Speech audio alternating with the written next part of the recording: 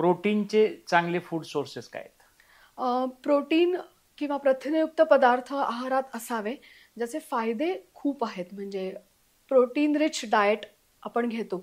आता बऱ्याचदा लोकं व्हेजिटेरियन असतात. तर त्यामुळे तेवढं प्रमाण प्रोटीनचं घेत नाही. म्हणजे जर शाकाहार असेल, तर आपण समजा प्रोटीनचं प्रत्येकाचं ठरलेलं आहे, की मला दिवसभरामध्ये किती प्रथिनं असलेला आहार मी घेणं गरजेचं आहे. तर 1 gram per KG ideal body weight असं आम्ही सांगतो, की इतकं प्रथिनं तुमच्या आहारात गेलं पाहिजे.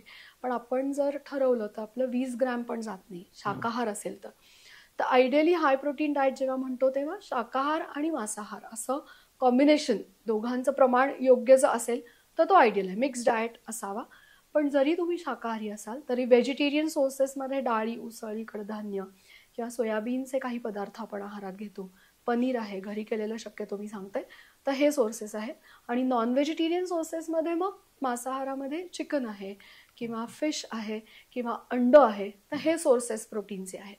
अजून एक गोष्ट आहे की प्रोटीनचा दर्जा थोडा चांगला असला पाहिजे. म्हणजे हाय क्वालिटी प्रोटीन जसं अंड्यातनं मिळतं असं आम्ही सांगतो.